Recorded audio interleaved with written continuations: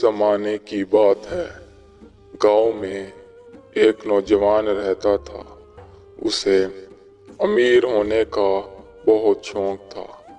उसके माँ बाप ने गांव में किसी लड़की के साथ उसकी शादी कर डाली।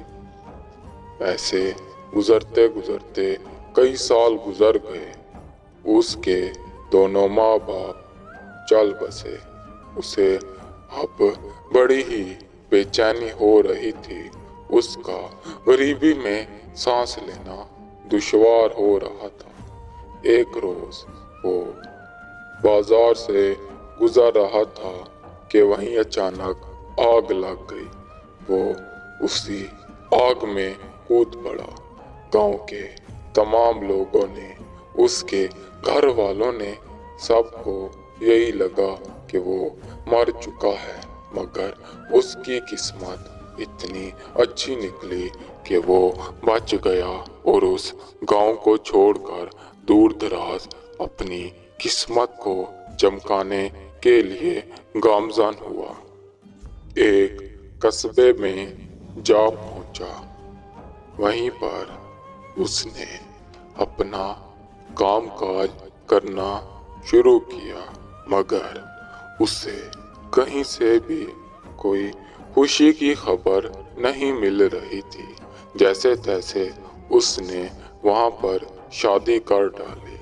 गुजरते गुजरते अब उसकी उम्र नौजवानी से बुढ़ापे की तरफ पहुंच चुकी थी और वो अब बूढ़ा हो चुका था। एक रोज उसी इलाके के लोग किसी बात पर बहुत बहस कर रहे थे। उसने सारा माजरा सुना तो मिनटों में उनकी इस बहस को खत्म किया और नतीजा बता डाला। तमाम लोग उसकी जहानत से मुतासिर हुए और उसे अपने इलाके का मुखिया बना लिया। अब तमाम फैसले वही करता था। वो अब धीरे धीरे तरक्की की तरफ गामज़न हो रहा था। धीरे धीरे उसने अपना एक मकाम बना लिया और उसकी बहुत सारी जायदाद हो चुकी थी। इलाके के लोग उसे बहुत ही ज्यादा चाहते थे। उसे अपने दिल से कीमती कीमती तोहफे दे जाते, जिसकी बदौलत से वो अमीर बन गया। उसके पास एक नौजवान काम मांगने को आया तो उसने उसे अपना मुलाजिम ठहरा लिया कि आते जाते लोगों की निगरानी करनी है। आज कितने लोग मुझसे मिले और कल कितनों से मुझे मिलना है। नौजवान ने बूढ़े का मुकम्मल निजाम संभालना शुरू कर दिया।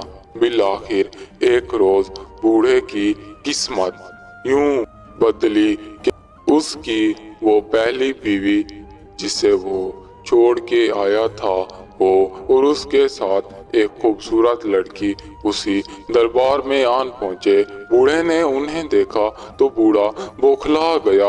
उसे कुछ समझ में नहीं आ रही थी कि ये यहाँ पर कैसे पहुंचे। बिलाखिर जब इस राज का पर्दा फाश हुआ तो वो नौजवान जो बूढ़े के पास मुलाजमत को आया था वही उसका असल बेटा था और वो लड़की उसकी बहू थी। नौजवान अपने बाप से बहुत ज्यादा नाराज था, मगर उनकी वो माँ सबको समझा रही थी कि बस करो, जो होना था हो चुका। अब मैं किसी कीमत पर कोई जुदाई नहीं चाहती। उन तमाम ने उस बूढ़े को माफ कर डाला और तमाम मिलजुल कर रहने लग गए।